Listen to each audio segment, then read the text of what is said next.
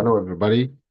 Today, we are going to use the same lab file of the previous lab, and the network in the packet tracer is going to be extended with one more router. Okay, and when you open the file, you will find the previous infrastructure of the network. It contains 3 subnets: subnet 0, subnet 1, and subnet 2. For subnet 0, we have DHCP server, we have DNS server, we have the web server. And all the network is configured with this DNS server, because as we have seen before in the previous lab, that we can access the web server from any part or any subnet. So the configuration is complete. We can start by testing this configuration, make sure that we can access the website from anywhere in the network. For example, if I press this interface, I go into the web server and write www.osama.com. This is going to work. Again, okay, so welcome to Osama website, and it works. It works. You can access the website. This is the web server, so you can access this web server from anywhere in the network. And this is covered before in the previous lab. Today, we are going to extend this network to include one more router. First, click on the delete to delete this link. And second, move this subnet to the right-hand side. Okay. And add one more router. Okay, we can use this router or that router. Both are working, because this one has 3 interfaces and this one has 3 interfaces. Actually, we are not going to use the entire interfaces here or the 3 interfaces here. We are going to use only 2. But maybe in the future, after this course, you can extend this network to include this path also, and accordingly, you will understand the routing protocols. You will need in that at that time routing protocols. But routing protocols are outside the scope of this course. So we are going to use, that's why we are going to use 2 interfaces. Okay, so connect this router to that router, and then connect that router to that switch. And start by defining the subnets. So it will be easy for you to define the subnet and define the routing. As we studied before in previous labs, this is going to be a static route, so we're going to use a static route here and another static route here for those networks. Okay, to be easy for you to define which subnet is working, so we'll write down it here. So I think we can open this one, go to DHCP, and this is 192.168.1.32. So write subnet 1, 192.168.1.32. 32. Write it just to make it easy for you to access or to know which subnet you are going to work with. This is subnet number 2, which is 192.168.1.48. And this subnet is the first one with 16. So this is 192.168.1.16. Okay. Okay. As we said before, this is going to be considered another network. So for simplicity, we are going to assign the 10th, the 10.10.10 IP address range for this network. We said before in previous labs, this is going to be another network. Therefore, we are going to add the 10 IP address to this network. Go to this interface. We are here into the G01. So go, you understand that this G01 should be changed. G01 should be changed to 10.10.10.1. And then press tab 255.0.0.0. Okay. I think this is correct. Let me see. Should be created automatically. Okay. And the interface 01 is assigned 10.10.10.1. And this is subnet mask is 255.255.25, sorry, 255.0.0.0. Okay. So we assigned this interface. The IP address 10.10.10.1 is assigned to G01. Why is not working? Because this other one should also work before removing these red signs. Go to the second router. Go to the configuration tab and check. This is which one? This is G01, G00. So go to the G00 and put it on and write 10.10. They are in the tens network. So that's 10.10.10.2. Okay. And here we go. This network is working right now. And the interface here is pointing to the default gateway of the 32 network. So open it and or make sure that this is 1, 0, 4, 0, 1, 0, 1. Okay, so this is 0, 1. So go to the 0, 1 and make it on and put the default gateway 192.168.1.3233. This is the default gateway. And the subnet mask is 240. Okay. Okay. Now the network is working, and maybe you say this is going to work immediately. No, actually, no. We can connect locally between these devices and maybe connecting to these devices, but we cannot connect from this device to that device. Let's test this. Remove and try to test it now. Click here one, click here another one, another time.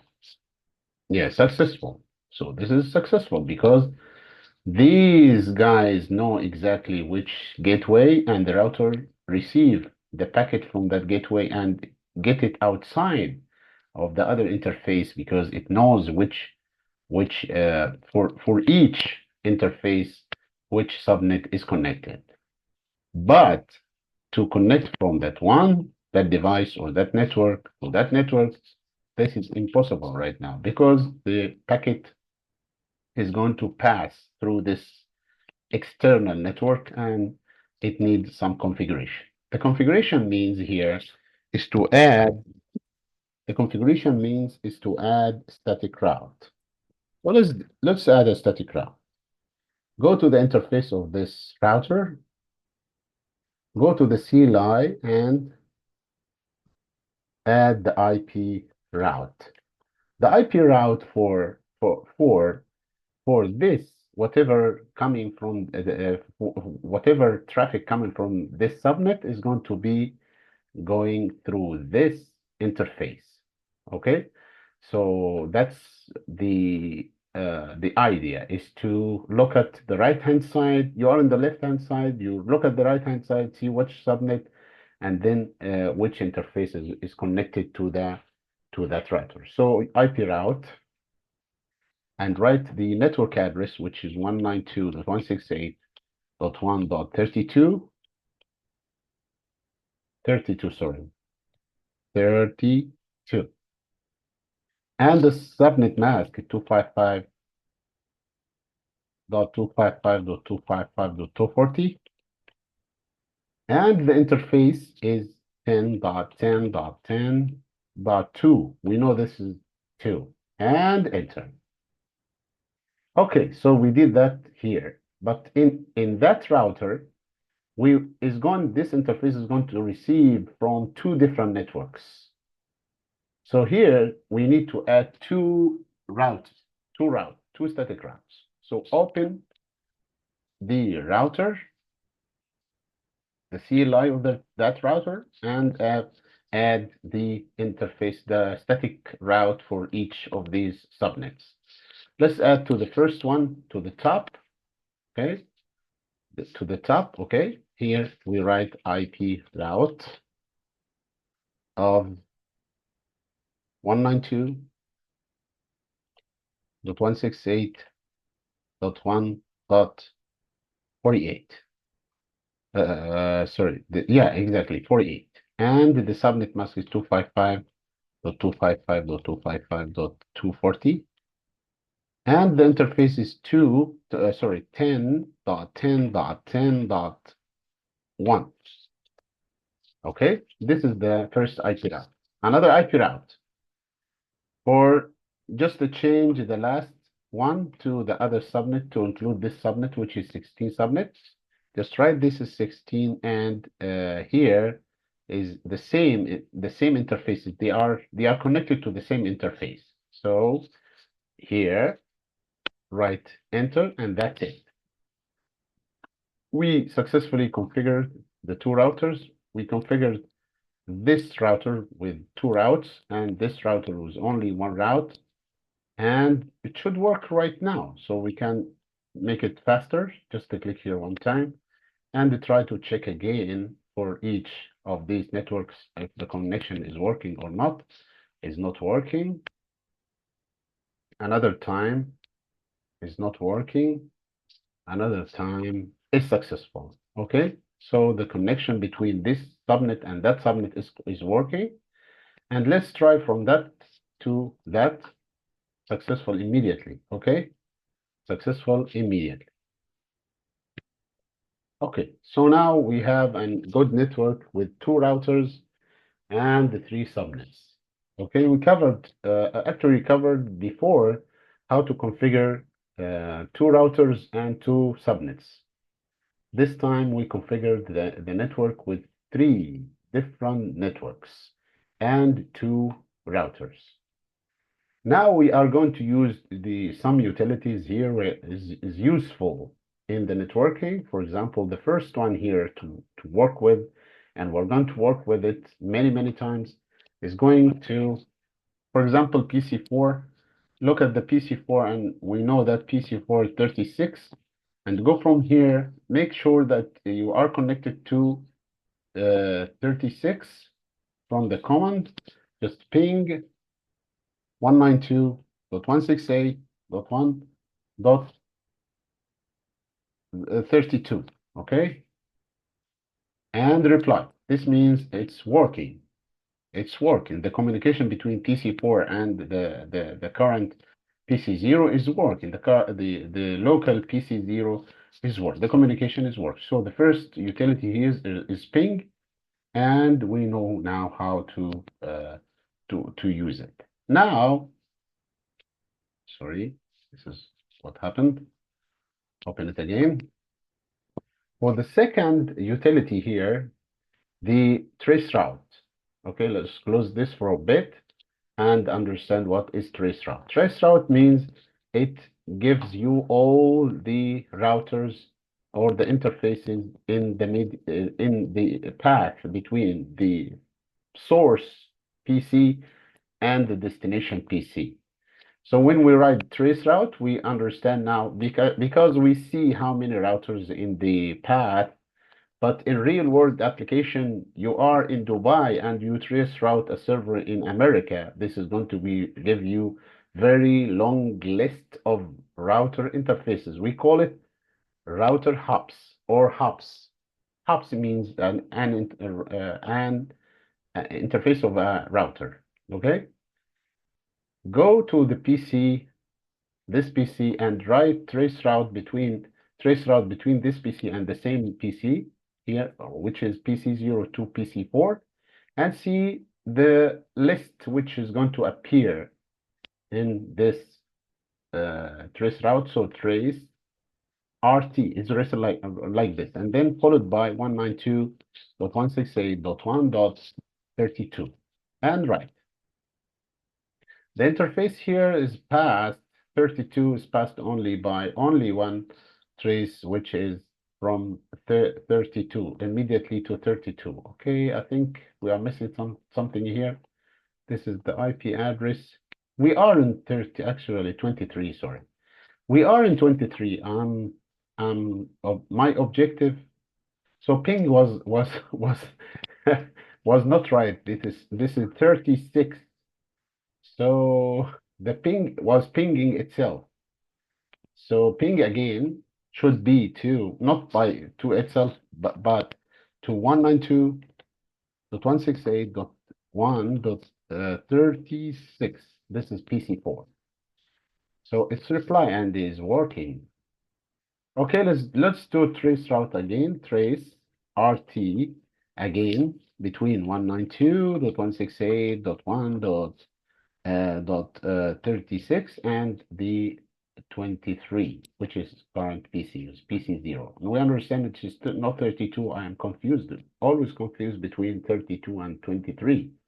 But the PC0 is 23, and we are pinging or tracing route from 23 to 36 from PC0 here to PC4 there.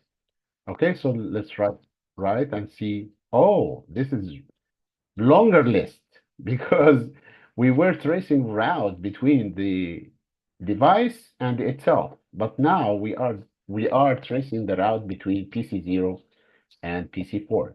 If you look at this list, is interesting because this is the interface of the first interface it faces. Mean, for example, here PC0. This is the first interface, which is 17 here. Okay, this is the default gateway of this network. And for number 2, for the second hop is 2, which is this interface. So this is the first hop, and this is the second hop, this interface. And the last one is 36. 36 means which is going to the PC itself. So this is the trace route, and it's useful to know how many routers are there and the IP addresses of the routers. If you face a problem in one of the routers, you can know exactly which router is not forwarding the packets to the destination. Therefore, you can understand why it is cut or the message is stopped and didn't go to the destination, and you can troubleshoot the problem by using the trace route. Okay. And also here we have also another utility is very important and very useful, which is ARP-A. ARP-A is displaying the MAC address list that the device knows.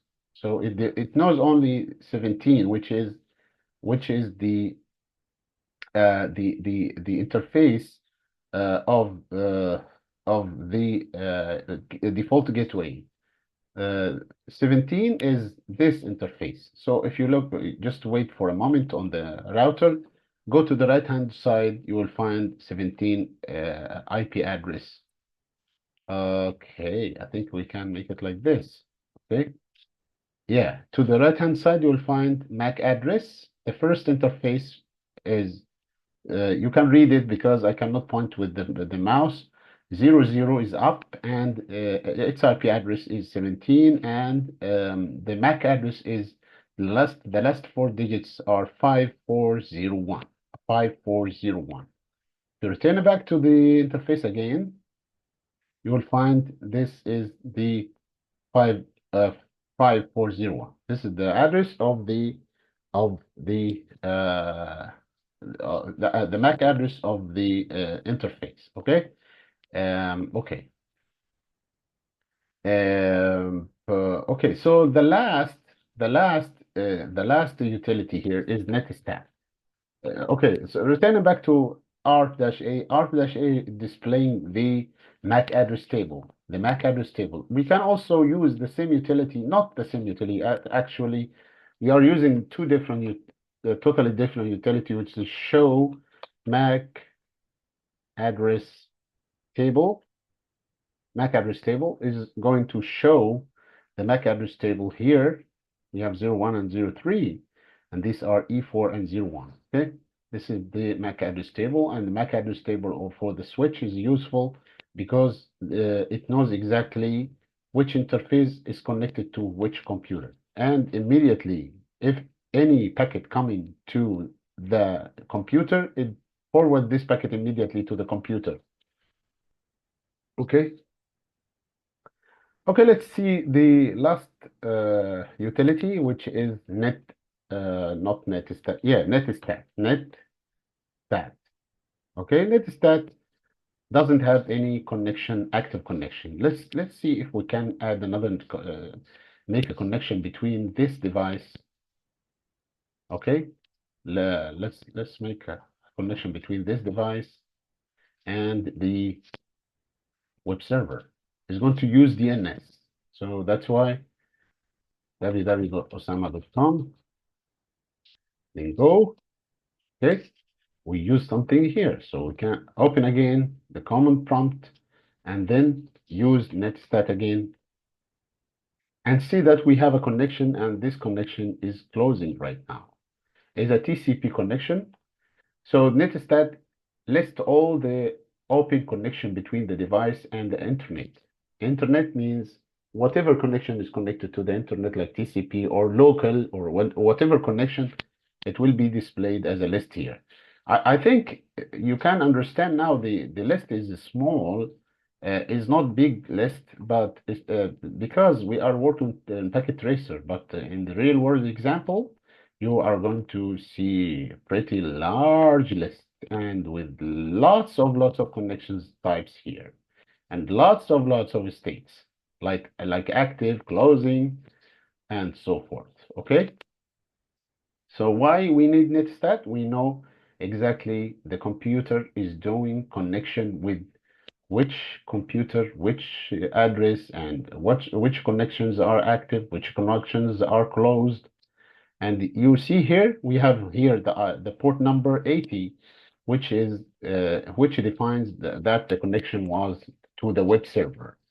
And 19 is the address. I think 19 is the address of the web server or the DNS, maybe DNS or web server.